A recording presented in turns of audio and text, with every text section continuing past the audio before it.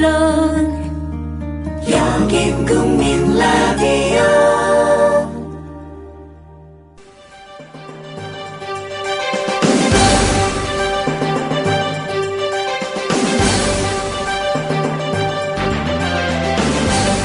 정치평론가 이강윤의 오늘.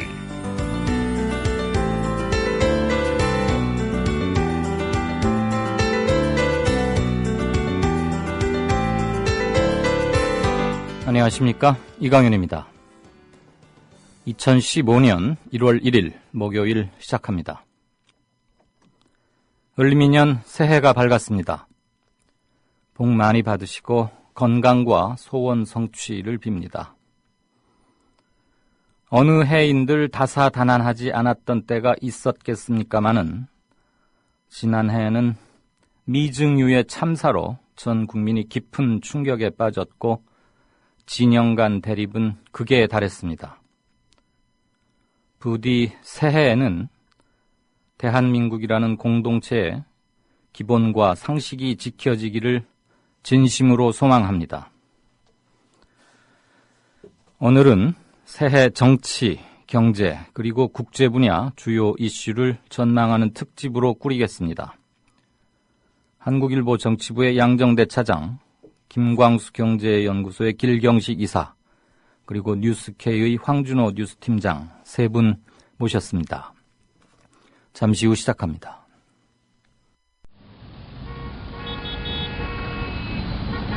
부장님, 대리운전은 뭐 부를까요? 아, 대리운전 블랙박스 주는 1800-6606 대리운전이 있지 않은가? 아, 20회 이용시 블랙박스를 주는 1800-6606 블랙박스 대리운전이요?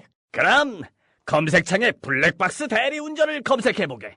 홈피에는 다양한 상품들도 있다네. 저기 부장님, 블랙박스 대리운전에서는 국민TV에 후원도 한다면서요. 자네도 블랙박스도 주고 후원도 하는 1800-6606 이용하게. 역시 대리운전은 1800-6606.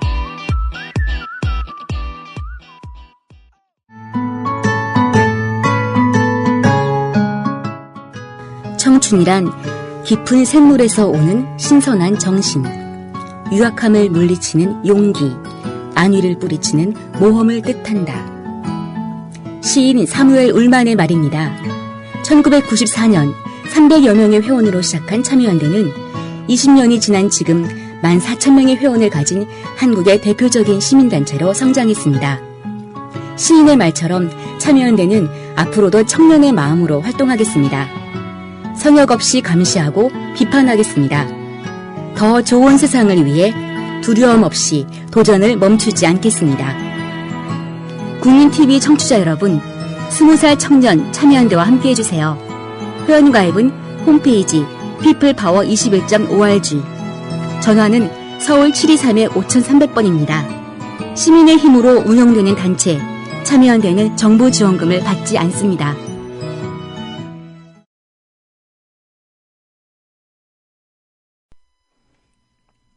네, 이강윤의 오늘 고정 출연자들 중에서도 가장 인기가 높았던 세 분을 이렇게 한꺼번에 스튜디오에 모시니까 제가 마음이 든든합니다. 양정대 차장은 작년에 그렇게 한번 오라고 해도 안 오더니 1월 1일이니까 오시는군요. 자, 우선 세 분 청취자분들께 인사드리시죠. 안녕하세요. 한국일보 정치부 양정대 기자입니다. 새해 복 많이 받으십시오. 저한테도 많이 주시고요. 네, 안녕하세요. 김광수 경제연구소의 길경식입니다. 네, 새해 복 많이 받으시고, 올해는 계획한 일들, 이렇게 매년 똑같은 얘기지만, 하나하나 좀 차근차근 이루어지는 그런 한 해가 됐으면 좋겠습니다. 네. 예, 안녕하세요. 저는 방송제작국, 국민TV 방송제작국 뉴스제작팀장 황준호라고 합니다. TV 만드는데, 뉴스K 만드는데 주로 하고 있고요. 올해도 국민TV에 많은 성원 해주시기 바랍니다. 예, 우리 황준호 팀장은 지난 연말부터 역할이 하나 늘어서 요즘 더 많이 바쁘시겠어요. 네, 엄청 바쁩니다. 우리 경제 과외 선생님, 길경식 이사. 잘 안 어울리는 것 같아요, 근데. 어떻게 해가 바뀌었는데 네. 더 예뻐지고 더 젊어지신 것 같습니다. 계속 노력 중인데 어떻게 잘 되는지 모르겠네요. 오늘은 정치, 경제, 그리고 국제 이렇게 크게 세 분야로 나눴지만 뭐 세 가지 것들이 완전히 서로 독립적으로 각기 따로 작용하는 건 아닐 테니까 각기 자신이 맡은 분야에 대한 작년 회고 그리고 새해 전망에 좀 더 비중을 둬서 말씀을 하시되 서로 얽히는 부분이거나 이런 것들은 기탄 없이 자유롭게 말씀을 해 주시죠. 자, 양정대 기자. 우선 정치 쪽은 어떻습니까? 작년 한 해, 올해를 전망하기 위한 뭐 몇 가지 큰 굵직굵직한 사건들이 몇 가지 있었죠. 네. 가장 중요하게 보면 야권 입장에서는 이 통합진보당의 해산 결정, 이것이 결국은 이 야권발 정계 개편으로 이어질 거냐, 뭐 이런 얘기들이 지금 진보 진영의 재구성 문제와 관련해서요. 네. 이게 이제 새정치민주연합의 2월 8일 전당대회하고도 아마 맞물려 있을 겁니다.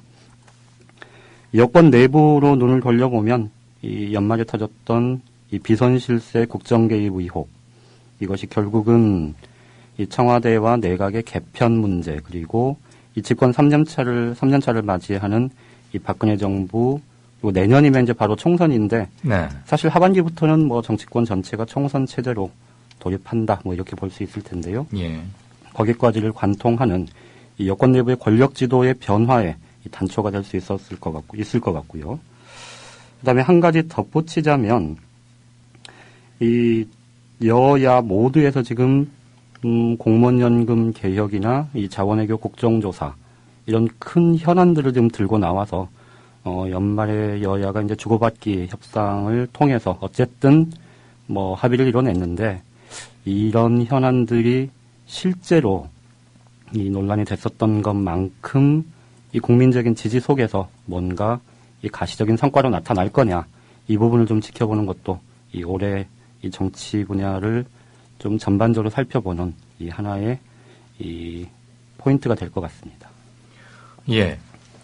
한마디로 하자면은 정치권 기상도를 뭐 1월 1일 날 1년치 날씨를 한꺼번에 미리 얘기하는 건 참 너무 어렵고 그렇긴 하지만 기상도를 그려본다면 맑음입니까? 구름입니까? 뭐 천둥 번개입니까? 일단 뭐 정치인들이 주로 쓰는 말 중에 이 정치가 생물이다. 뭐 이 얘기가 사실 뭐 자기들이 유리할 때도 쓰고 불리할 때도 쓰고 뭐 아무 때나 갖다 붙이는데 사실 솔직히 말씀드리면 맑을지 흐릴지 뭐 천둥 번개가 칠지 아니면 뭐 진짜로 기상이변으로 크다란 뭐 우박이 내릴지 솔직히 가늠이 잘 안 되는데요. 예. 그런데 한 가지 분명한 건 어쨌든 하반기부터는 내년에 있을 이 총선 준비 체제로 여야가 모두 접어들 거기 때문에 실제로 좀 큰 논란들 이거는 상반기에 집중이 될 것 같다. 이렇게 볼 수 있을 것 같습니다. 그럼 실질적으로 일할 수 있거나 박근혜 정부가 표방했던 주요 뭐 개혁적 이슈들 네네. 이런 것들에 몰두할 수 있는 기간은 길어야 한 뭐 6, 7개월, 7, 8개월 정도밖에 안 되겠네요. 실제로는 그럴 수밖에 없을 것 같은데요. 네. 사실 지금 여권 내부에서도 이 경제혁신 3개년 계획, 이게 이제 작년에 최경환 경제부총리 기용 이후에 이 박근혜 정부가 뭐 최대 역점을 두고 지금 시행을 해왔고 사실 여기서 뭔가 성과를 내지 못하면 예. 올해 상반기 안에 가시적인 성과가 나타나지 않으면 사실 여권의 지지층이 이렇게 강고하게 묶여서 나가기 힘들 거다. 이런 얘기를 여권 내부에서도 지금 하고 있거든요. 예. 그런 걸 보면 말씀하신 대로 뭔가 이렇게 큰 전반적인 좀 정치권 내에서 정부 정책이든 또는 각 정당들이든 이 실제 일을 하는 그런 과정은 아마 여름 언저리 정도까지일 것 같고요. 예. 뭐 내년 4월 이제 총선이면 사실은 여야 모두 올해 정기국회는 아마 그렇게 큰 문제 없이 큰 충돌 없이 넘어갈 가능성이 높다는 점에서 사실은 상반기까지가 좀 진짜로 일하는 기간 뭐 이렇게 볼 수 있을 것 같아요. 네. 조금 있다가 자세한 얘기는 좀 더 해보기로 하고요. 남북 문제가 사실 국내 정치권의 문제이기도 하고 또 국제 문제의 성격도 강하기 때문에 그 뭐 동전의 앞뒤 또는 손바닥과 손등 그런 관계인데 양 차장하고 우리 저 황준호 팀장하고 남북 문제를 뭐 짤막한 전망 그런 걸 우선 한마디씩만 좀 부탁을 드리겠는데 1월 중에 일단 우리가 먼저 북한에다가 뭐 대화를 하자 이렇게 지금 제시는 해놓은 상태지 않습니까? 그렇습니다. 네. 항상 뭐 제시야 서로 계산 끝에 대화의 주도권을 잡으려고 뭐 그동안 제안하고 뭐 미적거리고 무시했다가 다시 또 조금 바꿔서 제안하고 이런 것들이 계속돼 왔는데 남북 문제는 우리 양 차장부터 어떻게 전망하신다면? 일단 남북 관계는 뭐 작년보다는 나을 거다. 뭐 이런 예상이 가능할 것 같아요. 네. 이게 이제 순전히 이게 정치권의 좀 이해관계 이거에 비춰서 보면 이 박근혜 정부 입장에서도 통일대박 작년에 이제 뭐 신년 일성이 통일대박 아니었습니까? 그렇죠. 그런데도 사실 1년 내내 뭐 별다른 성과가 없었고 실제 5.24 조치 해제를 포함한 이 남북관계 개선 대책과 관련해서는 뭐 거의 아무것도 안 했다 뭐 이렇게 볼 수 있잖아요. 네. 근데 이제 연말에 전격적으로 통일부 장관이 그 북한의 이제 이산가족 문제를 포함해서 이 전격적인 대화 제의를 했고 이거에 대해서 북한이 호응을 할지 안 할지 여부는 뭐 아직 섣불리 단정하기는 어렵겠습니다만 네. 정부 사이드에서는 어쨌든 남북관계 개선을 통해서 뭔가 좀 가시적인 조치, 가시적인 효과 이런 것들이 절실한 상황이라는 게 하나가 있고요. 예.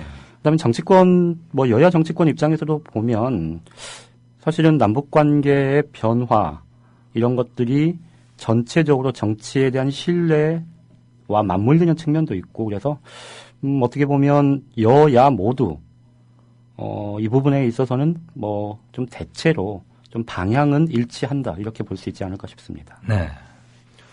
예, 지금 양정도 차장께서 말씀하신 대로 집권 세력, 집권 뭐 당, 정부 여당 입장에서는 뭔가 남북 관계에서 성과를 좀 내야 자기들 뭔가 돌파구도 좀 할 수 있고 전환도 할 수 있는데 문제는 이제 북한의 반응, 호응인데요. 네.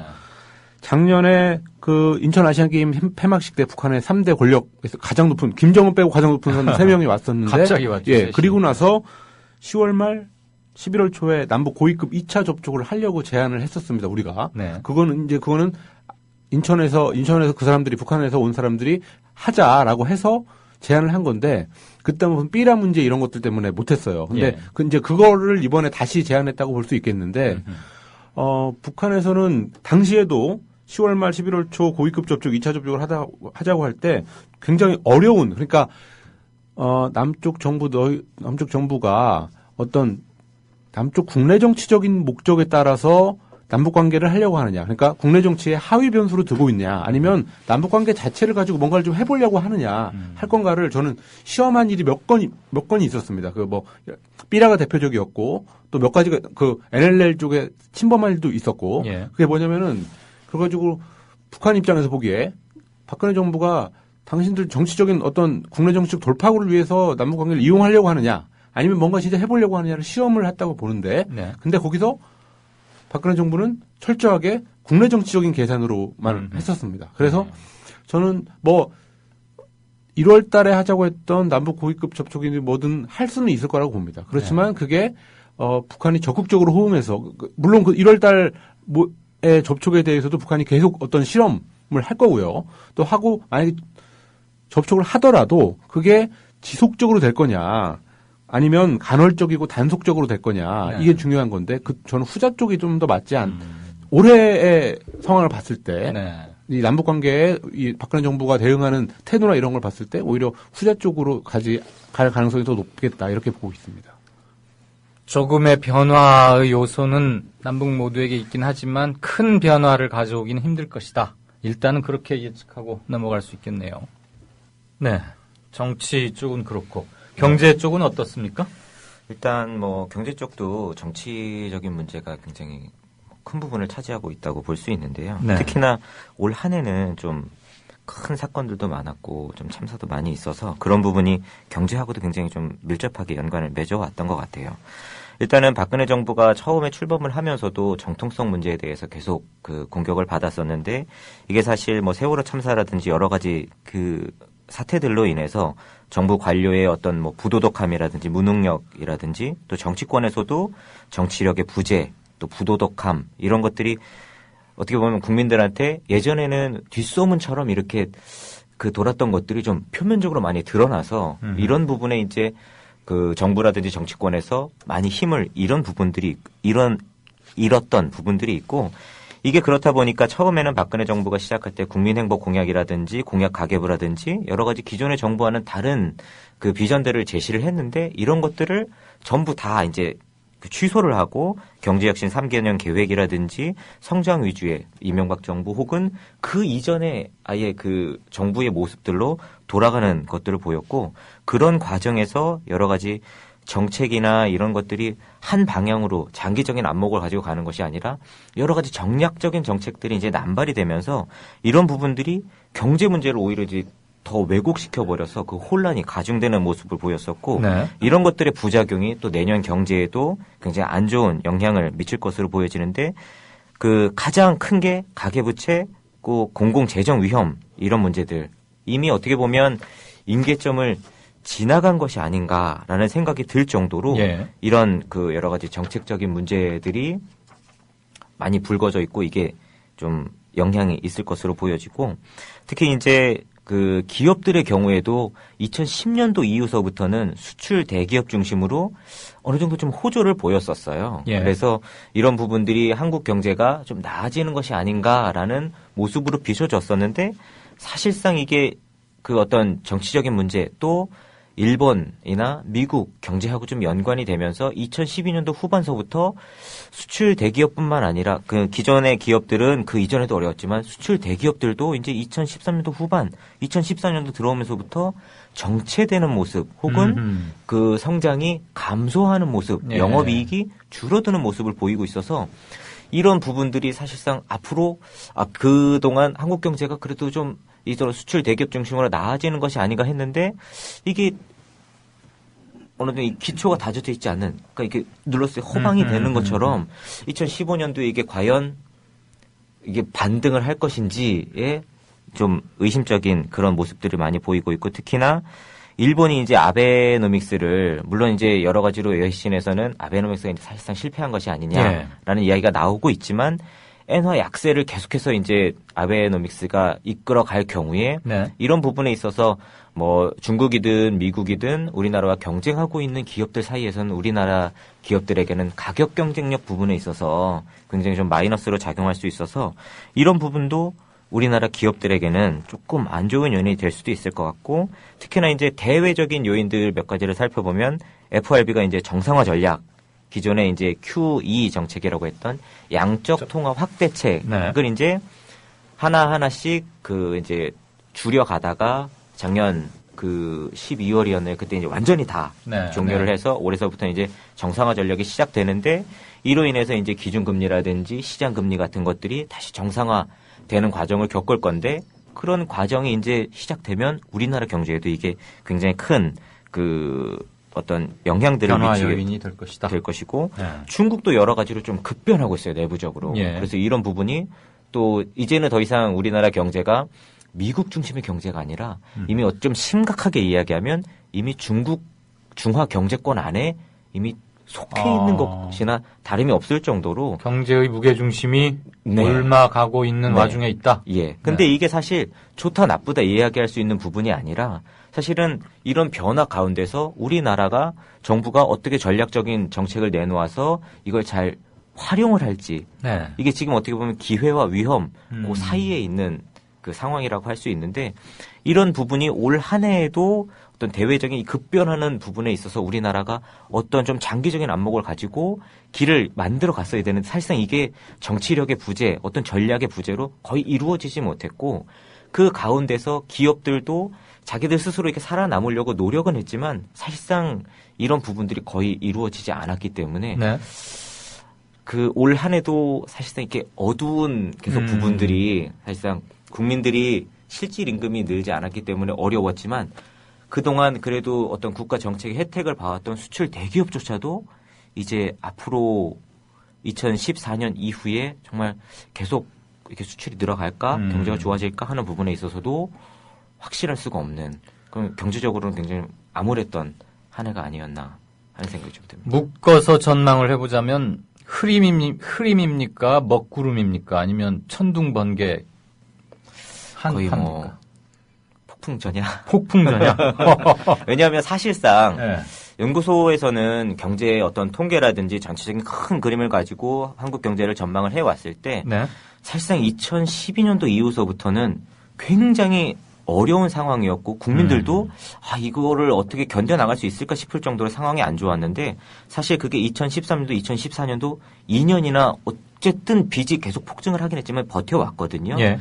근데 이게 사실 지금도 정상적인 상황이라고 보기 어려울 정도로 지금 어려운 상황이라서 예. 언제 터져도 왜 이게 갑자기 터졌지라고 하기 어려울 정도로 지금 상황이 굉장히 좀 어려운 상황입니다.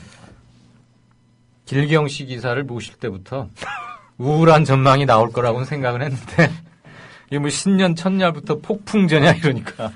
그래서 이제 이 부분에 대해서 예. 뒷부분에서 이제 조금 어떤 수치적인 부분이라든지 예. 이런 그 통계적인 수치를 가지고 왜 이렇게 좀 말씀을 드리는지를 한번 설명을 드리면 좀 이따, 네, 좀 조금 이따. 더 예. 네.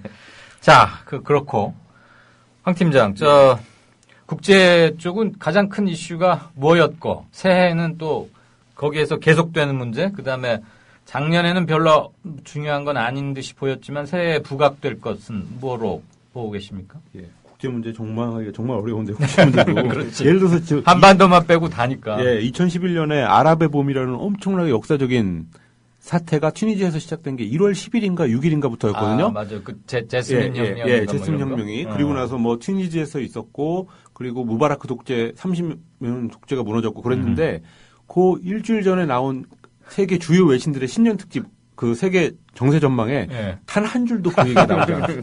열흘 뒤에 일어난 일이었는데, 열흘 뒤에 일어난 엄청난 일이었는데, 예. 뭐 파이낸셜 타임스, 뉴욕 타임스 뉴스의 그 올해 전망 어디서도? 단 한 줄도 나오지 않았습니다. 그 정도로 어려운 일이고요. 예. 일단 올해와 내년 이어지는 것들을 쭉 보면 그 미국의 흑백 갈등하고 에볼라 위기, 네. 그러니까 주요 이슈들 중에 미국의 흑백 갈등과 에볼라 위기 이 두 가지를 빼면 예. 나머지 위기들은 저는 하나의 키워드로 정리할 수 있다. 그렇죠. 에너지 전쟁, 그 셰일가스, 셰일 에너지, 미국의 셰일 에너지 때문에 지금 서울 석유 시장의 지분을 뺏기기 위해서 그 빼앗길 것을 두려워하고 있는 사우디가 저유가 정책을 하고 있거든요. 네, 그렇죠. 근데 그냥 이게 미국과 사우디의 무슨 시장 쟁탈전으로 끝나면 모르겠는데 저유가 정책을 하는 데서 이 불똥이 실제로 튀는 곳은 러시아, 이란, 베네수엘라 세 개 나라입니다. 이게 다 미국하고 아주 사이가 안 좋고 말을 잘 안 들었던 나라들인데 네. 이 나라들이 지금 굉장한 위기에 있게 되면서 그러면은 잠깐만요. 예. 미국이 셰일가스에 계속 이렇게 에너지를 퍼붓고 돈을 쓰고 하는 것은 지금 언급하신 이 세 나라의 약화 또는 예. 이 세 나라가 곤경에 처할 것을 계산에 넣고 한 행동들입니까? 아닙니다. 그렇지는 않습니다. 왜냐하면 셰일가스 자기들 석유가 이제 석유가 많이 나와서 그걸 캐내는 것 뿐이에요. 일단은. 그리고 그게 고유가가 장기 고유가 체제로 쭉 이어질 때 셰일가스가 경제성을 획득하는 것이지. 예. 국제 유가가 이렇게 $50 뭐 그 밑으로 내려가 버리는 예. 셰일가스 생산 단가보다 훨씬 싸지면 그렇죠. 그 자체로 무기화되긴 힘든 거 아니에요. 그래서 이제 그걸 노리고 사우디가 지금 하고 있는데 네네. 그걸 사우디가 얼마나 버틸 수 있을지도 조금 의문이고 네. 어쨌든 이런 식으로 왔다 갔다 하는 게 이게 단지 오히려 사우디와 미국의 싸움은 오히려 부수적이 사실 이게 독립변수인데 네. 지금 러시아 그래서 제가 왜 그거 하나로 다 설명이 되냐를 말씀드리자면 예. 러시아가 약화되면 올해 가장 큰 이슈였던 지난해 가장 큰 이슈였던 우크라이나 분쟁이 어떻게 될지 좀 변수가 되고요. 그 다음에 이란 뭐 이런 나라들이 약하면 가장 중요한 순위파 극단주의 무장 조직 이슬람 국가 IS 이 사람들과 미국이 어떻게 싸울까에도 영향을 미치고 예. 또 베네수엘라 같은 경우는 이제 뭐 미국 쿠바 관계 정상화도 사실 베네수엘라가 어떻게 하느냐에 따라서 좀 이 속도 조절이 가능한데 네. 베네수엘라도 역시 악화가 돼가지고 미국 쿠바 관계 정상화하는데 어떻게 손을 쓸 수가 없는 상황이 됩니다. 뭐 이런 식으로 중동 사태 전반적으로도 그렇고 동유럽 사태, 남미 이런 데까지 그 다음에 심지어 동북아에까지도 네. 이 에너지 이 싸움이 영향을 미치게 된다 이렇게 볼 수 있는데 어쨌든 내년에는 역시 이 셰일가스를 가지고 어떻게 국제사회에서 플레이어들이 서로 상호작용을 하냐 이거를 주의해서 보면 예. 웬만한 국제 이슈들은 다 설명이 된다 이렇게 볼 수 있을 것 같습니다. 돌발적인 것들은 뭐 내일을 당장 예측할 수 없는 거니까 예. 그런 변수들은 뺀다고 보면은 에너지 쪽에서 커다란 문제 이슈가 던져진 상태다. 그렇습니다. 그나저나 국제는 늘 주로 싸우는 얘기네요. 그렇죠. 중동이고 어디고.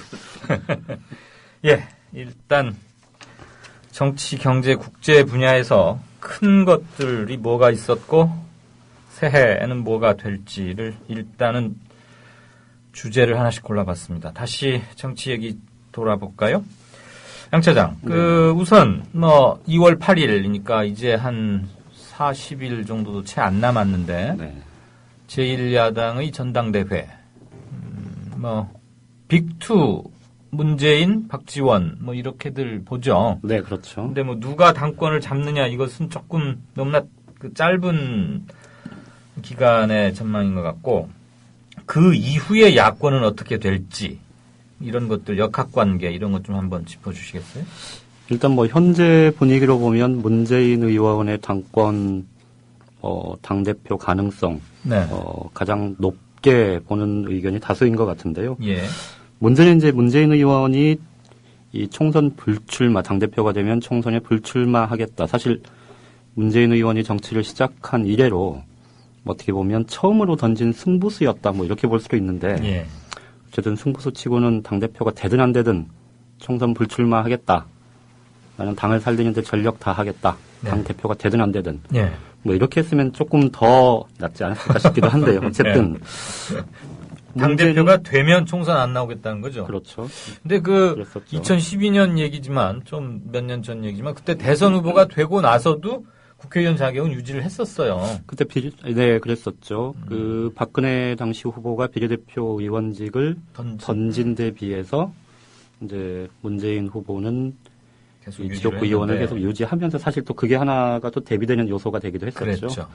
근데 어쨌든 이 문재인 의원 같은 경우는 당대표가 될 가능성이 높다는 전제하에 말씀을 드리면 예. 가장 중요한 게 그 이후에 문재인 의원이 자신이 국정 운영의 능력을 갖고 있음을 좀 독자적으로 보여줄 수 있느냐. 이게 관건일 것 같습니다. 그동안에 이제 문재인 의원이 대선 후보가 됐을 때조차도 네.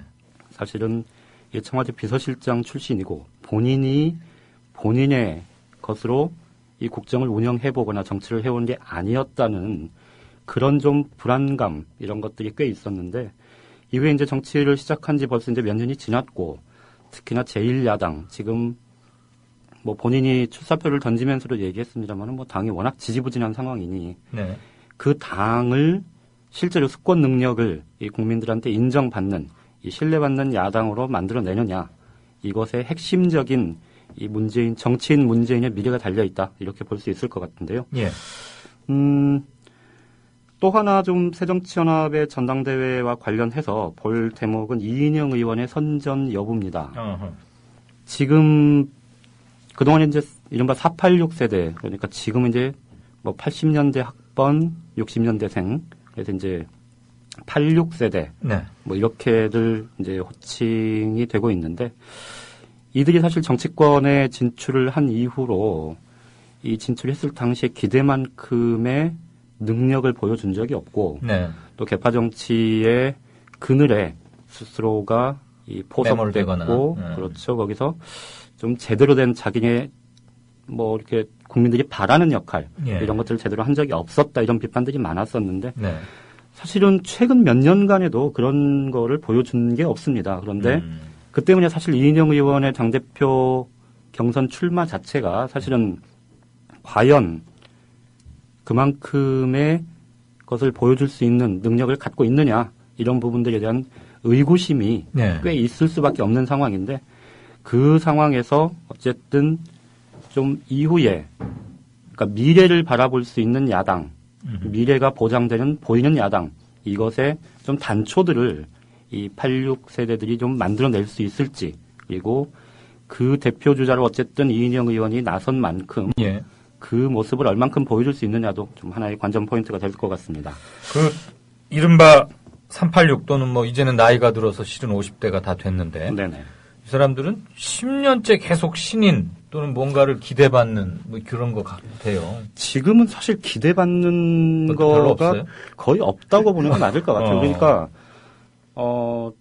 사실 여야를 이렇게 좀 비교를 해보면 예. 사실 80년대 이 대학을 다니면서 사회운동, 학생운동을 해왔었던 이 층 자체가 사실 야권이 훨씬 두터운데 그렇죠. 그럼에도 불구하고 실제로 사회에 얼만큼 변화를 끌어냈느냐, 기여했느냐. 뭐 특히나 이제 현실 정치 무대에서 예. 그런 부분을 보면 사실 야권에 이렇게 높은 점수를 주기가 굉장히 힘든 상황인 것 같아요. 네.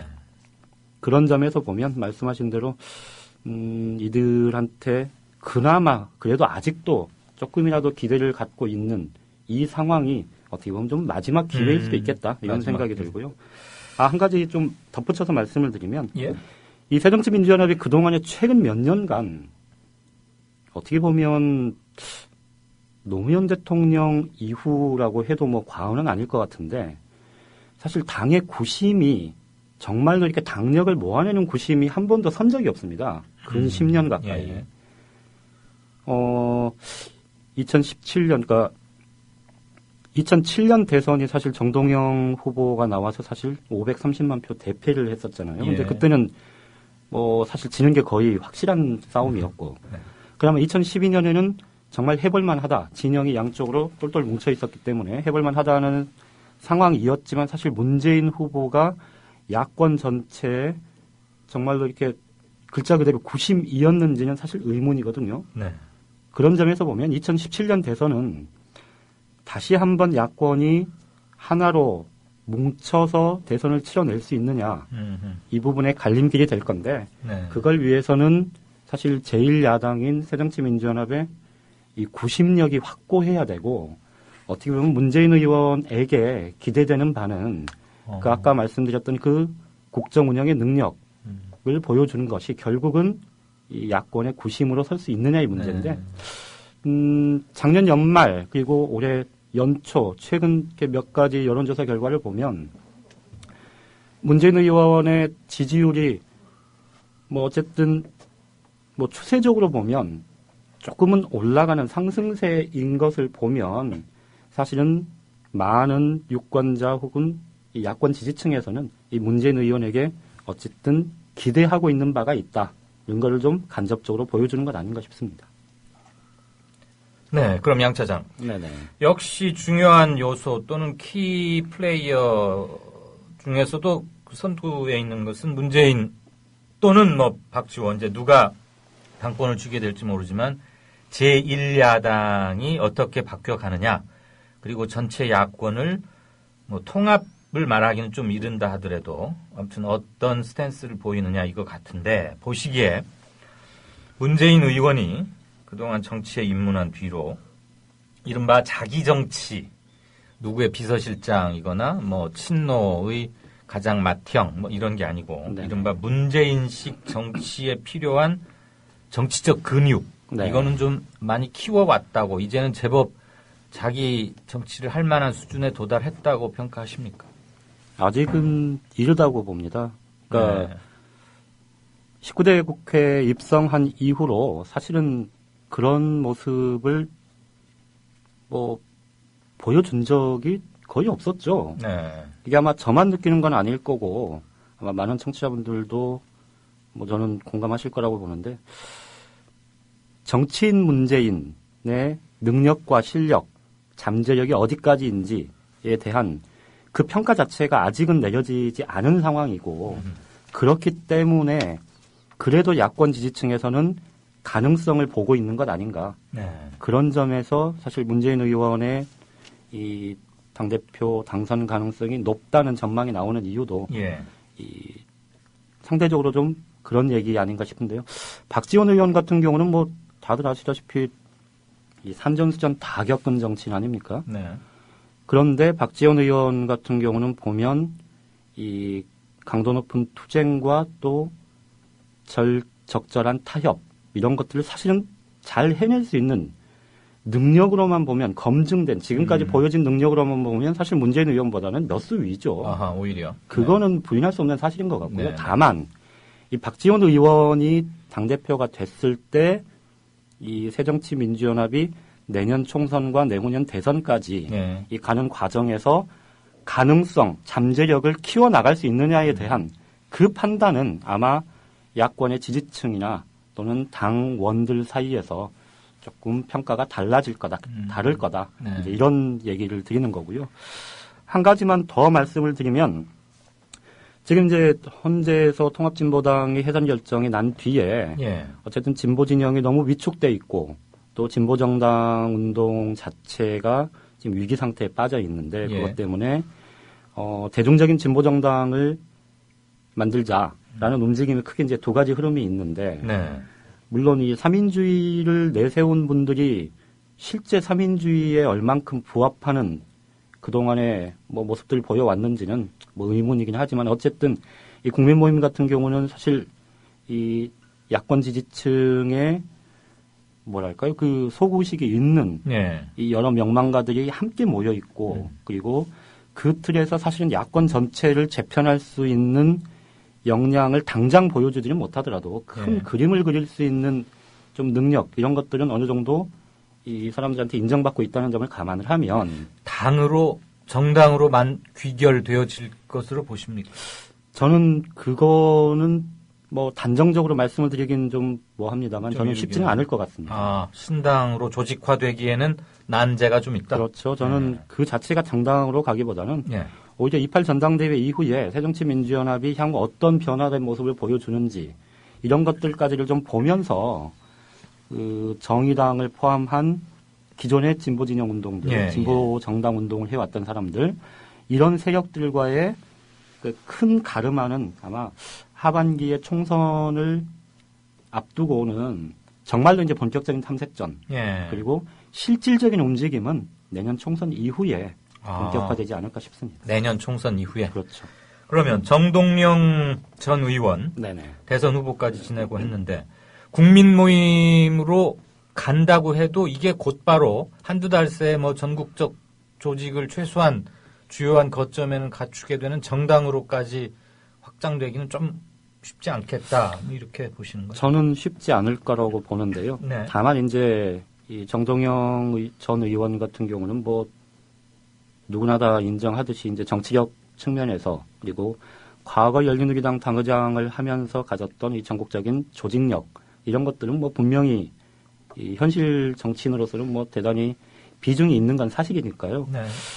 이 국민 모임에 결합을 했을 때 정당 운동으로 곧바로 이렇게 나가자는 움직임이 분명히 있을 건 뭐 불보듯 뻔한 사실인데 다만 이 정동영 전 의원의 행보 자체가 이제 논란이 될 수 있고 그 자체가 그다음에 또 다른 측면에서 보면 이 정동영 전 의원이 갖고 있는 또는 이제 대선 패배 이후에 2008년부터 보여줬었던 이 현장과 이 적극적으로 결합하는 진정성 이런 것들이 실제 자기가 다시 이 대권 가도에 본인을 주자로 올려놓는 그런 정치적인 흐름 이런 것들로 갔을 때는 사실 국민들한테 그렇게 평가받고 인정받기는 어려울 거다. 네. 저는 그렇게 생각을 하고요.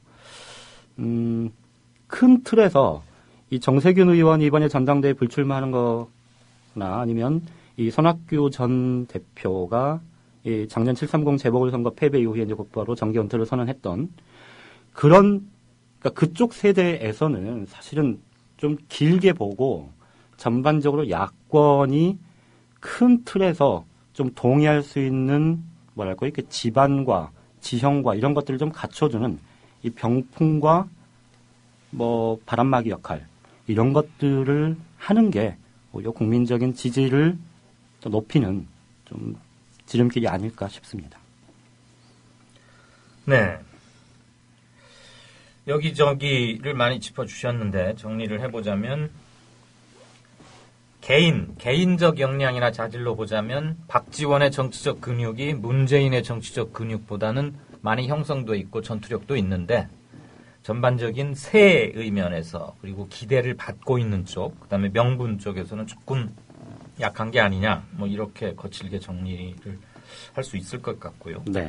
문제는 이제 당 내에 있는 여러 그룹들 그리고 당 밖에 정의당이나 통진당과는 헤어졌지만 진보를 표방하고 있는 그룹들과의 이합집산 또는 대통합 이런 것들이 또 한번 문제가 될 것 같고 우선 그 출발점이 되기 위해서 제1야당 내에서도 전당대회 2월 초에 있을 그때까지 계속적인 이슈가 될 것 같은데 문재인 의원이 친노의 확실한 해체를 선언하지 않았습니까? 네, 그랬었죠. 가능하다고 보십니까? 일단 문재인 의원이 제가 굳이 추측을 하자면 네.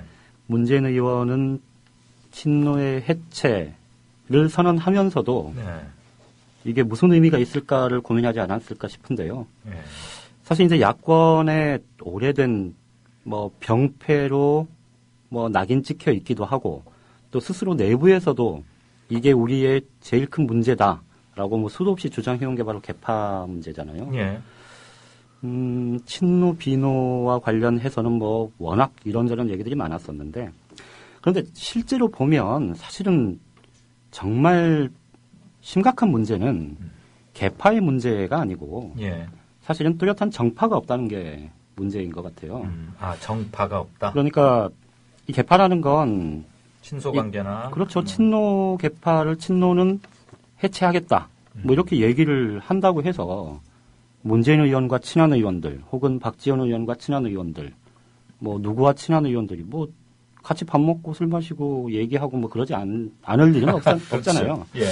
문제는 이게 이제 사람들끼리의 친소 관계 이런 것들이 실제 정치를 하는 과정에서는 자신이 생각하는 이념과 정체성과 노선과 이런 것들이 좀 얘기가 서로 통하는 사람들, 그렇죠. 이런 사람들끼리 특정한 현안이 생겼거나 혹은 큰 정당에 나아갈 방향, 더 크게 보면 우리 사회에 나아갈 방향 이런 것들에 대해서 서로 이렇게 얘기하고 뜻을 모으고 의기투합해내면서 능력을 기르고 실력을 기르고 조직을 키우는 이런 역동적인 과정이 있어야 되는데 그런 게 없이 이렇게 총선 공천에 따른 이해관계든 어쨌든 정치적인 이해관계를 통해서 이렇게 사람끼리의 그냥 그러니까 각종 인연에 그렇죠. 따른 개파, 학연, 인연, 그렇죠. 지연 이런 것들에 의한 개파 말고 정치적 컬러에 따라서 분명히 각을 달리 세우고 서로 경쟁하고 정책적 경쟁하고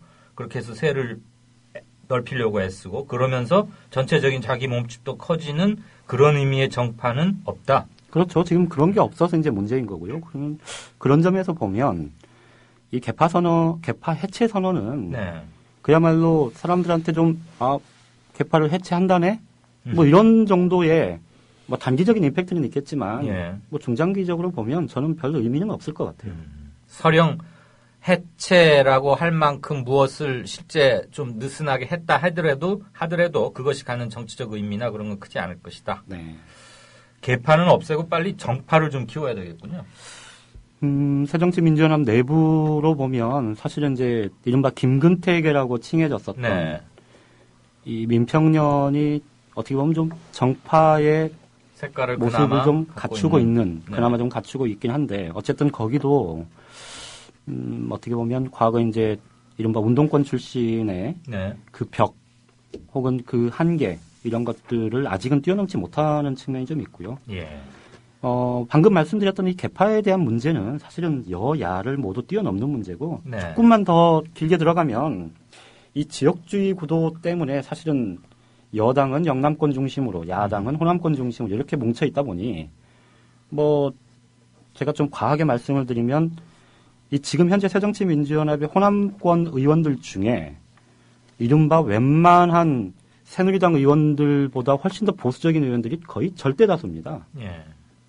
호남권 의원들이 들으시면 좀 서운하실지 모르겠지만 어쨌든 예. 그게 현실인데 그런 좀 이렇게 정말로 좀 빅뱅 이합 집산이 있지 않고서는 네. 이 개파 문제는 항상 나올 수밖에 없는 문제고 이거는 뭐 누가 해체 선언을 한다고 해서 해체되는 것도 아니고 또 별 의미도 없을 것 같습니다. 알겠습니다. 조금 이따 다시 정치 문제 한번 더 짚어보기로 하고요. 자, 네. 길경식 과외교사님. 초이노믹스 수정할 것 같습니까? 아니면 계속 일로 매진 아베노믹스에 어떻게 되든 간에 관계없이 2015년 한번 힘차게 밀어붙일 것 같습니까? 일단은 아까도 잠깐은 말씀드렸지만 아베노믹스 자체가 거의 뭐 실패가 확실시 되고 있는 상황에서 그 아류로 이제 분류가 되고 있는 초이노믹스를 예. 무리하게 진행을 한다라는 것 자체가 얼마나 의미가 있을까는 굉장히 좀 제한적이라고 생각을 해요. 예. 그다음에 더군다나 그 국가의 어떤 경제 정책이란 게 우린 대부분 지금 이제 경제 성장에 대해서만 이야기를 하고 있지만 네. 경제 성장이 경제 정책의 굉장히 중요한 부분을 차지하고 있는 건 맞지만 또 한 축이 있습니다. 그거는 그 경제 성장으로 인해서 창출된 부가 가계로 어떻게 분배가 되는가, 네. 얼마나 잘 가계 소득의 증대로 이어지는가도 경제 정책에서도 굉장히 중요한 축인데 예. 아직까지도 우리나라에서는 모든 경제 정책의 이 목표가 경제 성장에만 초점이 맞춰져 있고 그 분배 문제에 대해서는 마치 성장과 분배가 양립하는 문제인 것처럼 네. 성장을 하기 위해서는 분배를 포기해야 된다는 식으로 이념적으로 접근을 하고 있어서 예. 이런 부분의 문제를 이 초이노믹스는 오히려 좀 부추기는 예. 측면이 있어서 예.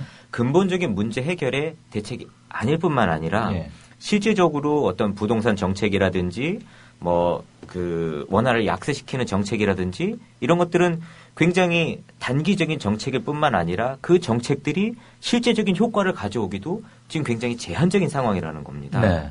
특히 이제 부동산 같은 경우에는 이미 많은 분들이 더 이상 이제 부동산 가격이 올라가는 건 좀 어렵다라는 거 이제 거의 대부분 생각을 하시는 것 같아요. 예. 그럼 이거를 언제까지 그럼 이 가격이 다시 올라갈 수 있는 상황까지 과연 이걸 얼마나 유지를 할 수 있을까, 이어갈 수 있을까에 대해 초점을 맞추고 있는 것 같은데 문제는 그러면 그런 정책을 시행하는 데 들어가는 돈이 있잖아요. 예. 비용 대비로 그 부동산 가격을 유지하는 정책이 과연 국민들 전체적으로 봤을 때 얼마나 득이 되느냐라는 겁니다. 국민들의 생활이 나아지고 소득이 증대되는데 부동산 가격을 그 유지시키는 정책이 국민 전체적으로 봤을 때 얼마나 도움이 되는지를 생각을 해봐야 되는데 들어가는 비용 대비로 봤을 때 그 효용이란 게 굉장히 제한적이고 소위 이제 있는 사람들에게만 그 효과가 집중된다라는 겁니다. 네. 그렇기 때문에 정의롭지도 못하고 효율적이지도 않기 때문에 이런 정책을 추진하는 것이 굉장히 좀 문제가 있고 또 실제적으로 그럼 어쨌든 이 정책을 추진할 수 있느냐라고 봤을 때도 예. 굉장히 회의적이다라는 겁니다. 왜냐하면 이명박 정부 5년 동안 정부 채무가 한 350조 원 가량이 늘어났어요. 정부 채무요? 네, 정부 예. 채무가. 근데 박근혜 정부 들어서는 지금 2년 조금 넘었는데 110조 원 이상이 급증을 해버렸습니다. 그러니까 이명박 정부보다 더 빠른 속도로 빚이 늘어나고 있고 이명박 정부 5년간 350조쯤 늘었는데 네. 박근혜 정부 2년간 110조. 네. 네. 그러니까 이게 굉장히 빠른 속도로 빚이 늘고 있어서 이 빚을 과연 계속 늘려가는 게 가능하냐. 그리고 빚이라는 건 사실 빚이 그러니까 빚이 많다 적다 자체로 문제라고 볼 수는 없어요. 왜냐하면 전에도 한번 말씀드렸던 것 같은데 수익이 많이 나는 사업에 빚을 내서 투자를 했으면 수익이 많이 나서 그 수익을 가지고 빚을 갚아버리면 되거든요. 버틸 수 있는 채무는 그렇죠. 뭐 그렇게 큰 문제는 아니다 이거죠. 근데 지금 국가에서 빚을 내서 하는 사업이라는 게 대부분 땅을 판다든지 도로를 놓는다든지 다리를 놓는다든지 아직까지 돌아다녀 보면 다리 다 놓여 있고 도로 포장도 아주 잘 돼가지고 추석 때나 설 때 참일일 때 빼고는 거기다가 고추나 나락 같은 거 널고 그러던데 그렇죠. 아직도 또 길을 닦는단 말이에요? 그러니까 예전에 길 닦아야 될 때가 아직 많이 있어요. 저기 국회의원들 지역 예산 따놓은 거 써야 되니까. 예전에는 어떤 SOC라든지 이런 기반 시설이 부족했을 때는 그런 기반 시설을 놓으면 그로 인해서 그 어떤 여타 그 관계 있는 사업들이 확실히 그 효과가 있었습니다. 그래서 경제 성장에도 사실상 도움이 되는 측면이 있었고 하지만 지금은 그런 부분들이 실제적으로 경제에 영향을 미치는 부분이 굉장히 적은데 아직도 그 예전에 70년대 80년대 경제 인식을 가지고 지금 완전히 세계가 바뀌어서 경제 구조 자체가 바뀌어 버렸는데 그 예전의 사고 방식을 현재 그 적용을 시키다 보니까 무리하게 이거를 진행을 하고 있어서 예. 이 초이노믹스라는 것 자체가 굉장히 시대착오적인 발상에 불과하고 이거를 무리하게 진행을 하게 되면 예. 효과도 없을 뿐더러 국민들 전체적으로도 피해가 더 커질 수밖에 없습니다. 예. 지금 선진국하고 이제 많이들 비교하는 게 그 GDP 대비 민간 소비의 비중을 많이 비교합니다. 왜냐하면 GDP에서 민간 소비가 차지하는 비중이 즉 민간 그 GDP에서 민간으로 분배되는 그 부가가치 비중이라고 볼 수가 있는데요. 이게 미국이나 일본이나 뭐 유럽 같은 경우에는 대부분 GDP에서 민간 소비, 가계 소득으로 분배되는 비중이 한 70% 정도가 되는데 네. 우리나라는 아직까지도 2000년대 들어서 쭉 계속 50% 초반 수준, 그러니까 52%, 54%, 요 정도 수준밖에 되지 않아요. 그러니까 다른 나라들은 GDP, 한 나라에서 전체적으로 1년에 벌어들인 소득을 국민들이 가계에서 70% 정도를 가져가서 예. 이걸 다시 소비하는 데 사용을 하고 있는데 소득 구매력의 향상으로 연결이 그렇죠. 되는데 한국에서는 계속 절반 정도 수준에만 머무르고 있어서 민간 소비가 늘어나질 못하고 내수를 있어요. 활성화시키려야 쓸 그렇죠. 돈이 없다 지금 이 얘기죠. 네. 그래서 이런 부분을 개선을 하려면 네. 그러니까 어쨌든 우리나라 경제가 성장을 하고 있기 때문에 경제 구조 자체도 선진국의 경제 구조로 변할 수밖에 없거든요. 그런데 예. 이 부분을 계속해서 막고 있는 게 임금 소득의 증가분을 계속 막고 있어요. 네. 그래서 사실은 어떤 노조를 결성할 수 있는 대기업이라든지 공무원이라든지 공기업들은 사실상 임금 이상이 굉장한 수준으로 이루어졌습니다, 이미. 예. 하지만 그렇게 노조를 실질적으로 결성하기 어려운 직종이라든지 중소기업이라든지 자영업자들 혹은 단순 노무직에 계신 분들은 실질 임금이 거의 늘어나질 못하고 네. 오히려 정부에서 최저임금을 억제를 이렇게 인상되는 걸 막아서 예. 오히려 그걸 악용할 수 있도록 그런 틀을 만들어 놓아서 사실상 이 민간 실제 가게들의 실질 소득이 늘어날 수 있는 이런 그 방법들을 막아놓고 있는 상황이라서 경제 구조 자체는 지금 급변하고 있는데 그 안에서 국민들로부터 계속 그 어떤 그 양보를 강요하는 네, 네. 그러니까 손해를 강요하는 식의 구조가 계속되고 있는데 이게 우리나라도 많은 분들이 아시겠지만 저출산 고령화 문제가 굉장히 지금 심각하거든요. 네. 그래서 경제 구조를 빨리 고효율 그러니까 부가가치를 높일 수 있는 산업 구조로 바꿔가야 되는데 그러기 위해서는 가장 먼저 지금 시급한 게 물건 값과 사람 값의 균형을 맞추는 겁니다. 무슨 얘기죠? 지금은 주부들이 식당 가서 1시간 동안 일을 해도 커피 한 잔 값을 못 보는 경우가 그렇죠. 많아요. 뭐 5천, 네. 뭐 200~300원밖에 못 받으니까. 특히 이제 부동산하고 비교를 해보면 사람 값이 턱없이 지금 진짜 싸다 이거죠. 네. 근데 이런 구조가 지속되면 네. 경제 구조 자체가 지속 가능하지가 않습니다. 왜냐하면 사람 수는 계속 줄어드는데 아하. 사람의 가치가 늘지 못하면 전체적인 경제의 어떤 생산력을 유지를 할 수가 없어요. 그러면 그 머리 좋다는 기획재정부의 저 행정고시도 아주 우수한 성적으로 합격한 관료들이 이런 걸 모를 리가 없을 텐데 알면서도 왜 이걸 고집합니까? 아마 본인들의 이제 기득권이라고 생각을 하는 것 같아요. 본인들이 가지고 있는 부동산이라든지 어떤 기존에 가지고 있는 자본을 가지고 손쉽게 어떤 자신들의 자본을 더 늘려간다든지 권위나 권력을 지킬 수 있는 방법들이 사람들의 어떤 가치를 이렇게 낮춤으로써 이걸 더 쉽게 본인들이 유지할 수 있다고 생각을 하기 때문에 아니 특정한 계층을 위해서 일하라고 야근하라고 저 월급 주고 그런 거 아닌데 네. 그건 좀 만약에 그렇다면 그건 크게 꾸짖어야 할 것 같고 말이에요. 네. 그 SOC에 투자를 해봐야 네. 그게 국민 민복 실질적인 삶에 가계 소득에 도움을 주지 못한다는 것은 네. 뭐 여러 군데서 입증이 됐으니까. 근데 어차피 초이노믹스나 아베노믹스나 결국 돈을 풀겠다는 거 아닙니까? 네. 그 돈을 풀어서 부동산 가격을 올리든 네. 그렇게 해서 물꼬를 터서 네. 경기를 이렇게 세울 수 있는 실핏줄인 돈을 돌게 하겠다는 건데 네. 차라리 있는 다리 옆에 또 하나 놓지 말고 네. 이것을 쿠폰이나 바우처 형태로 직접 돈으로 필요한 계층, 어려운 계층이 주로 되겠죠. 네. 이런 데다가 직접 나눠주면은 그게 바로 소비로 연결되는 거 아니에요? 그게 훨씬 낫죠. 그러니까 차라리 그게 낫다라는 겁니다. 옛날에 이런 비슷한 거 한번 우리도 한 적, 미국이 그랬었나요? 네, 미국도 있었고 일본도 있었고 네. 지금 뭐 남미에도 그런 경우가 있었고 예. 사실 그게 이제 제한적이긴 하지만 사실 효과가 있는 게 사실입니다. 근데 우리나라에서는 그걸 계속해서 매년 돈을 나눠줄 수 없겠지만 네. 위기 탈출용이라면은 네. 차라리 가구당 얼마씩 주고 네. 그걸로 하게 하는 게 낫지 왜 자꾸 포장하고 길은 찾고 나요? 사실상 이제 그 SOC 특히 이제 건설, 토목 관련해서 예산이 계속 늘어나는 이유는 그게 이제 기본적인 덩치가 크기 때문에 네. 공개적으로 이런 말씀 드리긴 뭐하지만 아니 그냥 하세요. 뒷돈을 받기가 편합니다.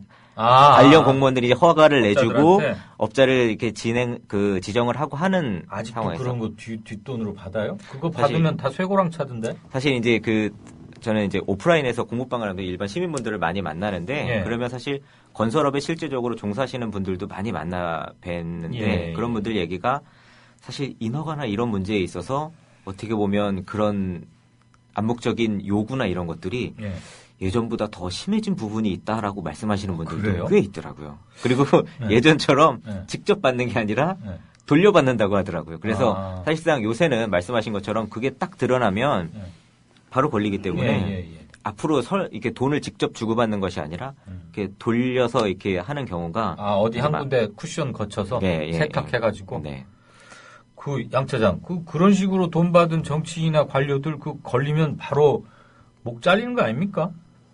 설마 뭐 목이야 자르고 뭐 문제가 되겠죠. 근데 사실 이제 훨씬 그런 것들 자체가 이렇게 교묘해져서 예. 사실 적발 자체가 쉽지가 않고 또 무엇보다도 이제 이게 아까 돌려서 하신다는 말씀이 예. 사실 직접 금전적인 이득을 주고받는 게 아니고 예를 들어서 뭐 그런 거겠죠. 뭐 어디 여행 혹은 뭐 어떤 다른 생활 편의에 예. 대한 제공 뭐 이런 것들로 뭐 가는 상황도 좀 있는 것 같아요. 직접 이렇게 뭐 네. 봉투에 돈 담아서 현찰 그런 그런 건 옛날처럼 예, 그런 게 아니고. 그런 건 이제 안 하겠죠. 그나저나 초이노믹스의 문제점을 알고는 있겠지만 절대 그것을 포기하지는 않을 것이다. 한마디로 정의하면 그거네요. 네, 사실상 이제 미국이 양적 통화 확대책으로 인해서 경기가 회복됐다라고 믿는 예. 이 사람들이 굉장히 많이 있어요. 근데 또 한편에서는 이게 정말 양적 통화 확대책 때문에 된 거냐라고 네. 의문을 표시하는 사람도 많이 있거든요. 그러니까 미국이 경제 회복을 한 건 사실상 양적 통화 확대책이 아니라 애플이라든지 페이스북이라든지 혹은 뭐 IT 바이오 기업들 이런 기업들이 혁신을 통해서 이게 회복이 된 거다라고 얘기하는 사람들도 많이 있고 사실상 이게 아직 결론이 나지 않았기 때문에 예. 그런 미국의 사례를 통해서 이렇게 돈을 풀면 경기가 살아난다, 회복된다라는 믿음을 가지고 지금 추진하는 측면도 있는 것이 분명히 사실일 겁니다. 그러니까 이게 죽는 길인데도 무조건 뒷돈 받으니까 간다라기보다는 어쨌든 아직까지는 이게 조금 논쟁이 있는 부분이긴 하지만 네. 미국의 사례를 봤을 때 돈을 풀면 경기가 살아나지 않았냐 미국처럼 그러니까 우리나라도 미국이나 일본처럼 돈을 풀어서 그렇게 해보자라고 하고 있는 전체적인 그림은 일단 그렇게 되는 것 같습니다. 하나 질문 드릴게요. 네. 미국이나 일본이나 둘이 똑같이 돈을 풀어서 위기를 탈출하려고 하는 건 같았는데 네. 미국은 왜 성공했고 일본은 왜 실패했습니까? 아까 말씀드린 그겁니다. 미국은 사실 그 벤처 이 투자가 전 세계 32%를 차지합니다. 그러니까 미국 내의 벤처에 투자하는 미국 중앙정부의 돈이 중앙정부의 돈이 아니라 네. 그냥 은행이라든지 민간, 벤처 캐피탈이라든지 예, 예. 이런 그 민간 부분 벤처 부분에 투자되는 자금이 전 세계 벤처 자금 32%를 차지해요. 그러니까 미국의 경제 규모가 한 20% 조금 넘는데 네. 벤처 투자 규모는 그보다 훨씬 더 훨씬 크다는 크네요. 건 그 안에 굉장히 많은 역동적인 그 움직임들이 계속 일어나고 있다는 얘기거든요. 이른바 생태계를 그렇죠. 잘 하고 예. 있다. 또 미국은 어쨌든 전 세계 천재들이 이렇게 좀 네. 모여드는 네. 곳이잖아요. 그렇다 보니까 이런 어떤 위기나 이런 것들을 좀 혁신적인 방법으로 개선을 하는 반면에 일본은 네. 사실 어떻게 보면 우리나라가 외부에서 봤을 때는 일본이 뭐 잃어버린 20년이다, 25년이다라고 예, 얘기를 그렇죠. 하지만 네. 사실 일본 국민들의 삶을 이렇게 들여다보면 네. 일본 국민들은 그렇게 어렵게 살지 않았어요. 지난 뭐 20년 넘게. 옛날부터 가난해서 그런 거 아니에요? 사실 미국이, 그렇다기보다는 아니 일본이 뭐 나라는 부자인데 네네. 국민은 가난하다 그런 얘기를 예전부터 들은 것 같은데. 그럴 수도 있는데 일본은 사실 그 실질 소득은 예. 오히려 이제 그 정도 유지를 했거나 혹은 늘었습니다. 일본은 이제 그 엔고가 계속 유지가 됐잖아요. 예, 예, 엔화가 예. 강세가 계속 유지가 예. 됐었기 때문에 실질적으로 국민들은 똑같은 임금을 받아도 국제적으로 달러로 환산을 하게 되면 구매력은 커졌다 그렇죠. 이거지. 그렇기 때문에 사실상 일본 국민들 입장에서 봤을 때는 일본 전체 이 디플레가 20년 넘게 이어져 온 디플레가 그렇게 안 좋은 디플레가 아니라 국민들 입장에서는 실질적으로 소득을 보존해주는 좋은 디플레 역할을 한 면이 있다라는 겁니다. 그러면 우리나라 신문들만 잃어버린 10년 뭐 이렇게 썼던 거예요? 사실상 이제 이게 딱 좋다 나쁘다 하기가 모호한 부분이 있습니다. 그러니까 동전의 앞 뒷면처럼 전체 경제 전체적으로 봤을 때는 활력을 잃고 하는 부분이 있지만 실질적으로 국민들 입장에서 실질 소득을 봤을 때는 네. 오히려 조금 더 나은 측면이 있는 거고. 예. 그러니까 이게 딱 좋다 나쁘다라고 하기는 어렵지만 좋은 면이 있는 반면에 나쁜 면이 이만큼 있는 거고. 근데 이게 어쨌든 그 어떤 측면에서 바라볼 것이냐에 따라서 그 비중이 좀 바뀌긴 하지만 어쨌든 국민들 입장에서는 나쁘지 않았다는 거. 그러면 이렇게 무식한 질문을 하나 바꿔서 드릴게요. 네. 우리가 흔히들 일본을 뭐 잃어버린 10년, 뭐 이렇게 그 경제가 탄력을 잃어가는 장기 불황 터널 뭐 이렇게들 표현을 해왔는데 국민들 개개인의 실질 생활에서 그렇게 많이 생각하는 것보다 나쁜 건 아니고 다만 일본을 대표하는 뭐 소니나 이런 그런 기업들이 경쟁력을 잃어가면서 힘들어졌고 그 틈을 우리 삼성이나 현대 이런 것들이 치고 나갔다. 이렇게 이해하면 차라리 맞습니까? 사실상 이제 그렇게 말씀드리기도 조금 어려운 게 우리나라의 그 1인당 노동 취업자별 이게 이제 노동 생산성 지표가 굉장히 좀 여러 개인데요. 1인당 실질 GDP를 따져보면 우리나라가 그렇게 나쁘지 않아요. 선진국 미국이 한 44만 8천 달러 정도 되고 우리나라가 한 3만 달러 그리고 일본이 3만 4천 정도 되는데 이거를 취업자별 1인당 실질 GDP로 바꾸면 미국이 한 9만 9천, 그러니까 10만 달러 정도가 되고 일본이 한 7만 4천, 우리나라가 4만 2천이 됩니다. 일본이 절반밖에 안 돼요. 근데 이거를 시간당으로 바꾸면 그러니까 한 노동자가 일하는 연간 노동 시간으로 해서 바꿔버리면 미국을 100으로 놓게 되면 우리나라는 43밖에 되지 않아요. 그러니까 우리가 뭐 워낙 장시간 노동을 하고 뭐 그러니까 또 그러겠죠. 그러니까 사실 우리나라가 경제가 삼성이나 현대차나 이런 그 기업들이 잘해서라기보다는 국민들이 24시간 일을 해서 이 어떤 GDP를 메꾸고 있는 거예요. 다른 나라들은 3분의 1 정도만 일을 해도 우리나라보다 더 높은 GDP 생산을 하고 있는데 이거를 우리나라 국민들은 이걸 몸으로 때우고 있는 거예요. 국민들이.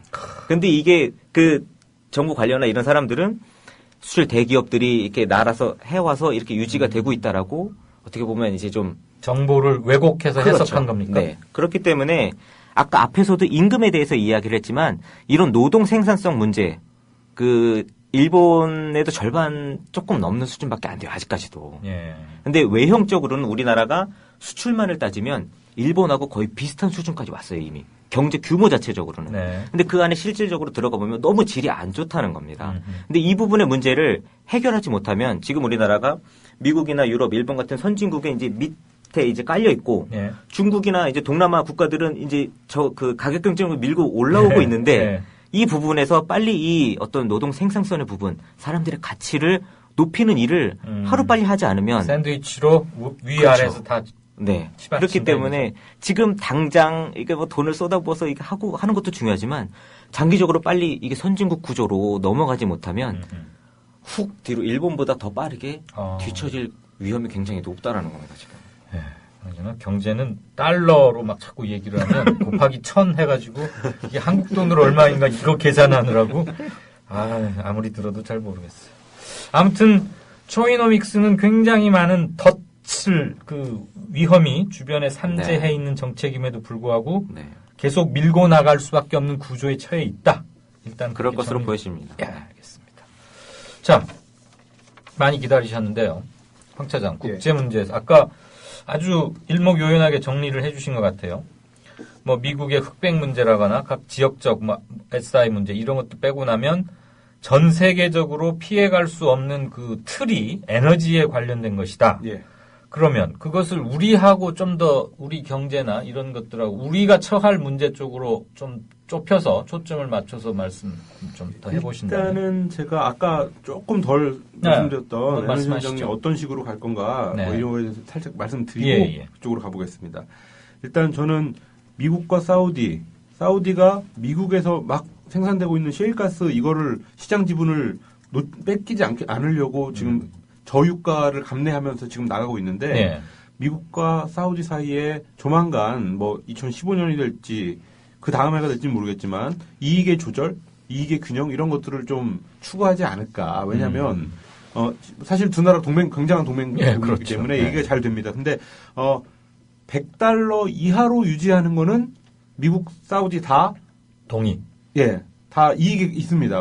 왜냐하면 아까 말씀드린 러시아, 이란, 베네수엘라 때문에 이 나라들은 아주 사실 $150 훨씬 더 비싸야 하긴 하지만 아주 낮게 잡았을 때 최소한 $100 이상은 배럴당 $100 이상은 돼야 이 나라들이 균형 재정을 작성하고 국가 살림살이를 자기들이 돈을 남길 수 있다 이 말이죠. 그리고 자기들의 핵심 지지층들한테 복지 프로그램 같은 걸 할 수 있는 돈이 적어도 $100 훨씬 더 비싸야 되지만 어쨌든 적어도 $100 선을 대야 되기 때문에 그 밑으로 낮추자라는 데에는 미국과 사우디가 그 이해관계를 가지고 있다.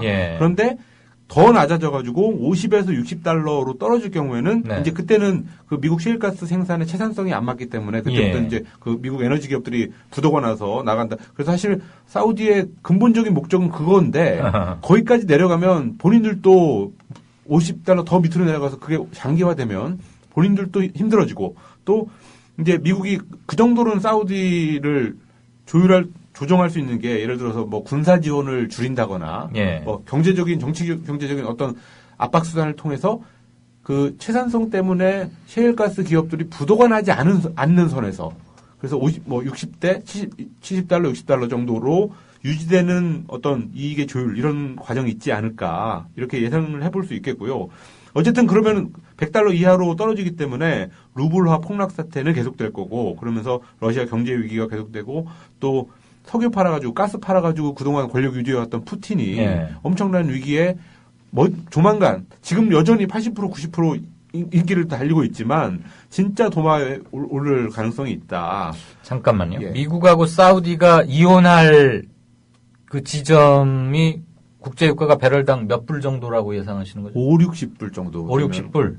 밑으로 내려가면 그러니까 50불보다 그러니까 40불 정도 가면은 둘이 서로 헤어질 가능성이 높다 이거죠? 그렇죠. 헤어지다기보다는 엄청난 갈등을 할 가능성이 지금 높아지죠. 어제 오늘 국제 선물 시장에서의 가격이 두바이가 56불, 브렌트는 두바이는 현지 가격 현물이고 브렌트 선물은 $59고 WTI 그 서부 텍사스 중진유라고 그러나요? 거기 선물도 $55였거든요. 그럼 지금 간당간당합니다. 지금. 그렇네요. 조금 잘못해서 좀만 더 내려가면 미국하고 사우디가 헤어질 가격이 된다 이거죠? 그렇습니다. 그런데 이제 그거보다는 조금 더 높게 유지되도록 미국이 좀 어떤 이런저런 수단을 가지고 사우디를 움직이지 않을까 이렇게 예상을 해볼 수 있고 어쨌든 그렇게 해도 한 $60, $70 이렇게 되면은 러시아, 이란, 베네수엘라는 굉장히 위험해지고 특히 러시아가 위험해지면서 우크라이나 분쟁 같은 데서도 지금 우크라이나 동부 반군하고 우크라이나 정부군하고 22일 며칠 전에 휴전 협상을 시작을 했는데 사실 동부 반군 뒤에는 러시아가 있는 건데 그 사실 서방과 러시아의 대리전 성격이 있는 전쟁인데 푸틴의 힘이 약화되고 그러면 여기에도 어느 정도 변수가 될 수 있다. 근데 오히려 사실 더 반대로 푸틴이 약해질수록 더 세게 그 우크라이나 지원할 수도 있는 건데요. 어쨌든 간에 변수로 작용할 수 있다. 길게 봐서는 푸틴한테 굉장히 위험한 상황이 될 수 있다. 이렇게 생각이 들고 푸틴이 어려워지거나 쫓겨나면 제일 좋아할 사람이 누굽니까? 미국 말고. 미국 말고는 중국도 좀 좋아하려나? 사우디아라비아도 좋아하고요. 중국은 글쎄 그 러시아와 중국 사이에 그 이해와 갈등이 서로 뭐랄까요 그 묘한 겹쳐 있는 부분이 있기 때문에 썩 좋아한다고 볼 수 없겠고 푸틴이 없어지면 남북한은 누가 어떻게 돼요? 푸틴이 실각하거나 그렇게 되면 북한은 좋아합니까? 우리는 어떻습니까? 글쎄요. 북한은 최근에도 옛날에 60년대, 70년대 그 중소 분쟁 사이에서 북한이 줄타기 외교를 하다가 아주 잘했는데 사실은 그 줄타기 외교라는 건 요즘에도 계속 되고 있고 이번에 그 북한하고 소련이 많이 가까워졌잖아요. 그렇습니다. 그리고 러시아가. 이번 5월에는 김정은 위원장이 아마 전례를 깨고 중국으로 먼저 가지 않고 소련을 먼저 가겠다 이런 전망까지 러시아. 나오는 상황, 러시아로 가겠다는 전망까지 나오는 상황에서 현재도 줄타기 외교 일종의 줄타기 외교를 하고 있는데 그런 데 있어서 러시아가 많이 힘들어지면은 북한한테도 썩 좋을 건 없을 것 같습니다. 그리고 우리는 뭐 누가 되든 큰 상관 안 받습니까? 우리는 글쎄요, 미국이 뭐 MD 같은 거 할 때 조금 걸림돌이 좀 없어지고 이런 측면이 있겠죠. 네. 어쨌든 그렇고요. 네. 그리고 중동에서도 역시 사우디아라비아가 만약에 푸틴이 많이 힘들어지면은 사우디아라비아는 좋아질 것 같습니다. 예. 어쨌든 그렇고요. 동북아에도 영향을 미치는데 사실은 이런 셰일가스 이것 때문에 그 미국이 중동에서 그동안 전쟁도 하고 뭣도 하고 막 이렇게 해서 한 이유가 다 석유 때문에 그런 건데 중동에서 그렇게 할 이유가 좀 느슨해지면서 오히려 그 동북아시아로 발길을 돌리고 중국 견제가 더 중요하다 이렇게 돼 왔는데 거기에서 이제 작년에 IS 같은 이슬람 국가 같은 이런 변수들이 생겨서 거기 발목이 묶이게 됐는데 이제 근데 이 에너지 전쟁에 있어서 그 러시아, 이란, 베네수엘라 이런 데가 힘들어지고 거기에서 러시아, 이란에서 뒤를 봐주고 있었던 나라가 시리아 이런 곳이거든요. 네. 근데 이제 그럴 필요도 없어지고 그러면 동북아 쪽으로 오는 발걸음이 좀 더 가벼워질 수 있고 빨리 될 수 있을 것 같습니다. 그런 부분이 있고요. 예. 그 다음에 한 가지만 더 말씀드리자면 미국 쿠바 관계 정상화. 굉장히 빠른 속도로 지금 되고 있고 앞으로도 될 것 같습니다. 근데 여기 이제 미국 쿠바 관계 정상화 선언 직후에 그럼 미국하고 북한은 어떻게 되냐 이런 질문이 그렇죠. 굉장히 많이 있었는데 뭐 가장 흔한 설명은 그렇습니다. 북한에는 핵무기가 있기 때문에 쿠바랑 다르다. 이런 건데요. 네. 저는 그거에 이제 완전히 그 미국적인 시각인 것 같고요. 네. 실제로는 북한에 있는 게 쿠바에 없는 부분이 있습니다. 한국이 없습니다. 한국. 왜냐면은 예. 오바마 정부는 오바마 대통령은 동맹국의 의견을 가장 먼저 듣는다. 이 기조는 계속 유지해왔고 있고 해오고 있어. 있고. 예. 네. 그래서 이명박 정부, 박근혜 정부 들어서 북한하고 미국하고 관계 정상화되는 거 별로 원치 않는 정부가 들어서면서 철저히 아웃소싱을 한다고 대북 정책의 아웃소싱이라고 부르는데요. 한국이 하자는 대로 하겠다. 기본적으로 이런 입장이기 때문에 북미 관계 정상화, 무슨 핵 문제 해결 이런 것들이 잘 풀리지 않습니다. 그래서 아까 뭐 핵 문제가 있어서 북한과 러시아는 다르다 이게 왜 틀렸냐면은 핵 문제도 북미 관계 정상화의 하나의 의제에 불과한 거지. 오히려 가장 큰 걸림돌이자 의제 아닐까요? 그렇습니다. 그래서 핵을 갖고 있다는 것 자체가. 그렇습니다. 그렇기 때문에 핵을 가지고 있기 때문에 쿠바처럼 되진 않겠다라고 하는 설명은 좀 순진한 분석인 것 같다. 예, 그렇습니다. 그런데 쿠바는 그런 한국과 같은 존재가 없거든요. 저기 미국하고 하지 마라 이런 얘기가 없고 비슷하게 작용을 했던 게 베네수엘라인데 여기가 바로 이 유가 타격 때문에 베네수엘라 쿠바가 미국하고 손을 잡아야겠다고 생각했던 이유는 블룸버그 통신에서 경제적인 이유를 분석한 것은 딱 하나입니다. 베네수엘라라는 동아줄이 이제 썩은 동아줄이 될 것 같다. 그래서 여기 붙잡고 있다가는 그동안은 소련 해체 이후 20몇 년이 지났는데 그 중에서 한 반 정도는 베네수엘라가 산소 호흡기를 대줬는데 이제 여기 기름값 때문에 어려워진다. 그래서 그러면 차라리 미국하고 손을 잡는 게 낫겠다고 하는 차에 오바마 대통령이 적극적으로 그걸 제안해 오면서 그리고 뭐 교황 이런 사람들의 그 뒤에 중재도 있었지만 어쨌든 그런 경제적인 이해관계가 맞물렸기 때문에 돼 있는데 그런데 미국과 북한과의 관계에 있어서는 관계가 좋아지는 것을 원치 않는 솔직히 말해서 원치 않는 한국 정부가 있기 때문에 이게 굉장히 어려웠겠다 이런 예상을 해볼 수 있을 것 같습니다. 그래서 아까 남북 문제도 큰 변화를 기대하기는 힘들 것 같다는 처음에 던지신 얘기로 귀납이 되는군요. 참, 청취자 여러분들, 제가 아까 SI라고 발언을 했었는데요. IS로 바로 잡겠습니다. 이슬람 스테이트인데 쉬운 단어를 그만. 자, 다시 양 차장한테 마지막 질문이 되지 않을까 싶습니다만 여당 얘기 좀 한번 사정 들어볼까요? 네네. 박근혜 대통령의 당 장악력 새해 들어서 2015년에 들어서서 이전보다 더 세질 것 같습니까? 아니면 좀 약해지고 여당 의원들이 슬슬 청와대 이렇게 눈치 보다가 좀 뭐라 그러죠? 말도 잘 안 들을 것 같고 이럴 것 같아요. 대체로 보면 이제 집권이 반환점을 돌고 나면 이 청와대 이 대통령의 이 당 장악력, 여권 내 구심력 이런 것들이 이제 점차로 약화되면서 이게 이제 결과적으로 이 레임덕으로 간다. 이런 게 이제 일반적인 여태까지 패턴이었죠. 그렇죠. 대체적인 경향이었는데 그런데 여권 내부 사람들 얘기를 들어보면 예. 이 박근혜 대통령이 이제 올해 집권 3년 차에 접어들면서 레임덕 특히 이제 작년 연말에 비선 실세 국정 개입 의혹 뭐 이런 것들이 이 불거지면서 이 레임덕 얘기가 계속 나왔는데 이거는 박근혜 대통령을 몰라도 한참 모르는 얘기다. 뭐 이렇게 지적하는 사람들이 꽤 있습니다. 레이저 이거 눈빛. 저 역시 박근혜 대통령이 이 당을 장악하는 예. 그런 정도의 움직임은 작년 못지않게 오히려 청와대나 또 박근혜 대통령 주변 그리고 박근혜 대통령 본인도 마찬가지일 거고요. 그 요구는 오히려 더 강해질 수밖에 없는 시기일 거다. 저는 그렇게 보이는데요. 오히려. 일단 뭐 이제 몇 가지 좀 주목해서 봐야 될 대목들이 있는데 우선은 이제 개각 요인이 지금 이미 발생을 했지 않습니까? 네. 그리고 이제 뭐 도로 총리를 뭐 더 두기도 힘든 상황이고 그러다 보면 이 총리를 포함해서 네. 그럼 이제 집권 3년 차에 뭐 면모 일신, 쇄신 분위기 또 이 이른바 이제 경제혁신 3개년 계획의 적극적인 추진 뭐 이런 것들을 감안을 하면 아마도 이 개각의 폭이 뭐 중폭 정도로까지도 확대될 수 있겠다 뭐 이런 전망들이 나오고 있는데요. 어쨌든 개각의 시점 그리고 개각의 폭 이거를 먼저 좀 눈여겨봐야 될 것 같고요. 예.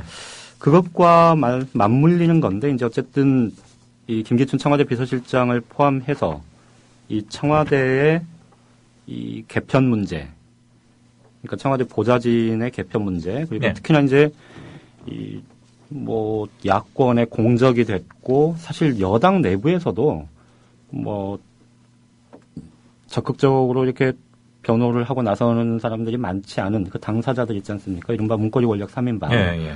이 사람들의 거취 문제 이런 것들을 그러니까 이른바 인적쇄신 문제에 대해서 박근혜 대통령이 어떤 좀 모습을 보여주느냐 이게 이제 하나의 포인트, 첫 포인트가 될 것 같고요. 네.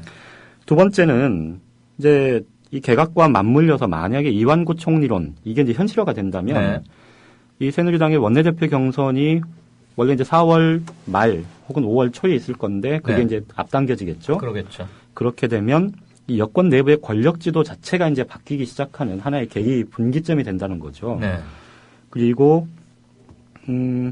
정상적으로 이제 4월 말, 5월 초에 원내대표 경선이 치러지더라도 그것도 마찬가지고요. 이 원내대표의 지금 물망에 올라 있는 이제 뭐 이주영 전 해양수산부 장관 네. 그리고 유승민 의원. 그런데 박근혜 대통령이나 청와대 권력 핵심부 입장에서 보면 유승민 의원에 대해서 이 믿음을 갖고 적극적으로 지원을 해줄 수 있겠느냐. 예.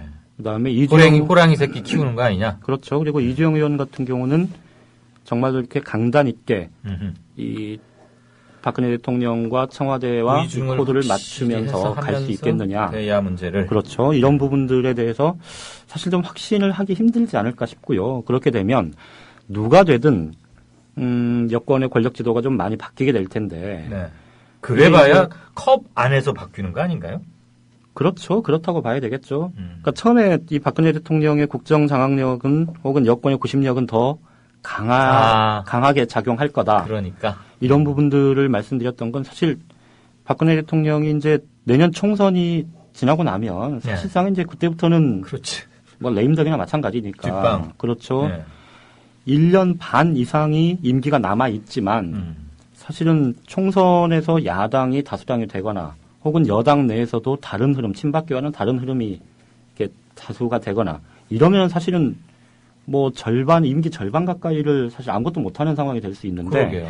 그거를 막을 수 있는 그런 상황으로 가지 않기 위해서는 사실 올해가 당을 어떻게 운영하는가, 당을 장악하는가가 관건일 수밖에 확실히 없습니다. 잡아놔야 그 그렇죠. 탄력으로 그나마 제어력을 조금이라도 가지고 갈 수 있다. 그렇죠. 그렇기 때문에 그래서 이제 원내대표 구도가 사실은 유승민, 이주영, 이 양강 구도 정도로 지금 많이들 생각을 하는데 사실은 제3의 인물이 나올 가능성을 배제할 수 없다는 얘기가 있고요. 청와대 측의 의중이 좀 더 확실히 실린. 그렇죠. 그리고 원내대표 하나 뽑아놓으면 몇 년간 일하라 그러죠? 원내대표는 1년인데 1년? 집권 여당 입장에서 보면 사실은 당 대표보다 원내대표 자리가 더 중요한 자리일 수 있죠. 예. 예.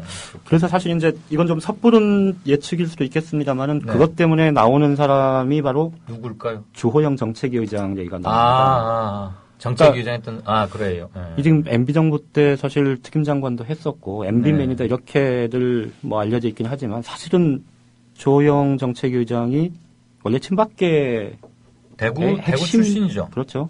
친박계 핵심 위원 중에 한 명이었고 네.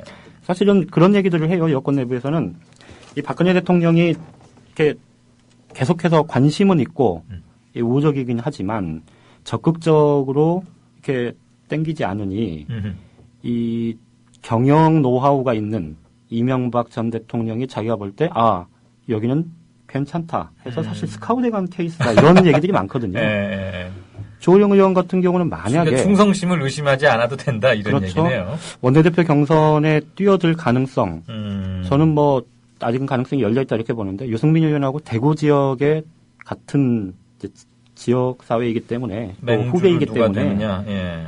아마 쉽게 결단을 하기는 힘들 거예요. 그런데 만약의 경우에 청와대에서 어떤 사인이 있으면 충분히 나설 수 있을 거다. 뭐 이런 얘기들도 나오고요. 어쨌든 이제 이 원내대표 경선 이게 이제 중요하고 김무성 대표 체제가 사실 견고하게 갈 거냐 이 문제도 좀 재미있는 관전 포인트인데 작년 연말부터 지금 친박계가 이제 새 결집도 본격화하고 서청원 최고위원이 사실 친박계 좌장이라고 불리는데 뭐 인사 문제든 아니면 당 운영과 관련해서든 뭐 작년 연말부터 지금 이렇게 반발 또 이렇게 다툼 이런 것들이 이제 서서히 나타나기 시작하지 않습니까? 뭐 시쳇말로 이 친박계 내에서는 허니문 기간은 끝났다. 뭐 이런 얘기도 나오고요. 뭐 지금 당대표 임기가 2년인데 작년 7월 달에 김무성 대표 체제가 출범을 했는데 7월 14일 이후에 당대표가 고리가 되면 2위인 서청원 최고위원이 당대표를 승계를 하게 됩니다. 그러니까 그런 것까지 막 얘기가 나올 정도면 사실은 여권 내부의 이 비주류 또는 김무성 체제에 대한 이 친박계의 반감 혹은 좀 뭐랄까요 이렇게 거리감 이런 것들이 상당히 있다는 얘기거든요. 그러니까 그런 모습들이 이제 어떻게 자리를 잡아갈지 좀 보는 게 하나의 관건이고요. 마지막으로 진짜 이거는 뭐 어떻게 될지 장담하긴 힘들지만 가능성은 굉장히 높다고 다들 얘기를 하는 게 이 작년 연말에 터져나왔던 비선실세 개입 의혹은 뭐 검찰 수사가 박근혜 대통령의 몇 가지 뭐 의중을 그대로 반영한 뭐 그렇게 그냥 유야무야 이렇게 묻히는 것 같고 사실 야권에서도 특별히 이렇게 그 문제를 계속 제기하기에는 사실 동력이 좀 빠져 있죠. 구체적으로 이제 뭐 드러난 사실관계가 많지 않았었으니까요. 그런데 이게 올해 하반기 정도 되면 어떤 식으로든 이 비선실세와 관련된 논란들이 다시 불거질 거다라는 전망들이 굉장히 많습니다. 이거는 여권 내부에서 의도적으로 이 권력을 놓고 싸우는 과정에서 나타날 수도 있고 혹은 야권과 혹은 정치권 바깥의 흐름 이런 것들이 부딪히면서 나타날 수도 있고요. 그런데 어쨌든 이 비선실세 국정개입 의혹과 같은 이런 정권 내부의 논란 이런 것들이 올 연말 하반기에 다시 한번 불거질 거고 그런데 그때 불거지면 사실은 이게 걷잡을 수 없는 거 아닌가요? 그렇죠. 총선이 코앞에 있는 상황이기 때문에 야당뿐만 아니고 여당에서도 걷잡을 수 없이 확산될 가능성을 배제할 수가 없거든요. 아무튼 시한폭탄이나 지뢰가 하나 묻혀 있는 그렇죠. 그렇게 맞네요. 보는 게 맞을 것 같습니다. 알겠습니다. 자, 경제는 하나만 딱 여쭤볼까요? 이건희 회장은 잘 계십니까? 아무도 모르, 며느리도 몰라. 그 이재용 아들한테로 잘 넘어가는 건 마무리 됐다고 봐야 됩니까? 어쩝니까? 일단 승계에 필요한 비용이 거의 한 5조에서 6조 원 가량 될 것으로 보여지고 있는데 이재용 회장이 뭐 아무리 돈이 많다 그래도 현금으로 그 정도 돈은 가지고 있지 않아서 어쨌든 지금 뭐 배당이나 뭐 그 계열사를 팔고 이렇게 하면서 현금을 모으고 있고 아마 SDI인가 상장시켜가지고 큰 목 벌었다며요. 300배라 그랬나요? 네, 300배. 어쨌든 그런 식으로 지금 자금을 마련하고 있는 상황이고 아마 무리 없이 배당이나 이런 것들을 통해서 그 자금은 다 모아질 것 같고 그게 마무리가 되면 아마 이건희 회장도 마음 편히 눈을 감을 수 있는 때가 되지 않을까 싶어요. 그래서 또 일부에서는 요새 이제 삼성전자가 뭐 영업이익이 급감하고 네. 매출이 급감하고 하는 부분이 일부러 이제 조금 주가 하락을 유도해서 빼려고. 네. 상속 비용을 조금 이제 조정하는 게 아니냐라는 예측도 나오곤 있는데 뭐 어쨌든 그런 식으로 지금 승계를 준비하고 있는 것으로 보여지고 여러 가지로 비용적인 부분 또 뭐 내부적으로는 이제 아무래도 자녀가 3명이다 보니까 예. 어떻게 분배를 할 것인가에 그 질서만 정해지면 네. 아무래도 이건희 회장이 이제 본격적으로 발표를 하지 않을까라는 예측들을 하는데 어쨌든 실질적으로 볼 수가 없으니까 정확한 이야기는 드리기가 좀 어려운데 상황적으로는 다들 이제 그 정도가 아닐까라고 생각을 하고 계신 것 같아요. 작년부터 막 떠돌았던 소문 유병헌과 이건희 회장을 이렇게 대비시키고 그러니까요. 참 말하기도 조심스러워. 근데 이건희 회장 그 예. 상황 그 며느리도 오른다고 하시는데 며느리가 없지 않습니까? 아, 그렇네. 아, 맞아. 또 하나 있던 사위도 어디 가고. 그렇네요. 자, 국제 문제는 영국이 그렇게 과거의 명성이나 지금 비중이 크진 않지만 영국의 정치 권력 변동은 다른 나라한테 시사하는 말은 좀 있었어요. 이를테면 뭐 제3의 뭐 이런 것들. 예, 따뜻한 보수주의. 그렇죠. 영국 보수당 어떻게 보면 5년 만에 정권 내놓을 것 같아요. 그 얘기하면은 거의 마무리돼야 될 것 같은데. 애매합니다. 지금 2010년에 보수당이 정권을 잡았을 때도 네. 단독 과반이 안 돼가지고 그때 헝 팔러먼트라고 해서 과반 차지하는 당이 하나도 없을 때를 그렇게 부르는데 예. 매달려 있는 의회다 이렇게 해서 그런데 이번에도 역시 마찬가지로 지금 현재 나오고 있는 그 여론조사를 보면은 35, 6 보수당하고 노동당이 제1당, 제2당이 35, 6% 이 정도를 가지고 그 지지율을 보이고 있거든요. 예. 그래서 또 다시 이번에 3당인 그 자민당 닉 클레그라는 부총리의 3당이 아마 캐스팅 보트를 지지 않을까 이런 생각이 드는. 근데 그 닉 클레그라는 사람이 원래 자기들 정책 다 버리고 집권당 되고 나서는 정책 다 버렸다 해서 닉 클레깅이라는 영어 단어가 생길 정도였습니다. 그래요? 그러니까 쉽게 말해서 거짓말하는 사람이다 뭐 이런 건데 네. 계속 그런 낙인을 찍히지 않을까 싶습니다. 예. 알겠습니다. 청취자 여러분 어떻게 들으셨는지 모르겠습니다. 새해 첫날 정치, 경제 그리고 국제 분야에 대해서 전망을 해봤습니다. 오늘부터 시작된 을미년 새해 한 해 다시 힘차게 시작하고 여러분 가정에 좋은 일이 나라 살림도 좀 편안해지기를 기원하겠습니다. 들어주셔서 고맙습니다. 이강윤이었습니다.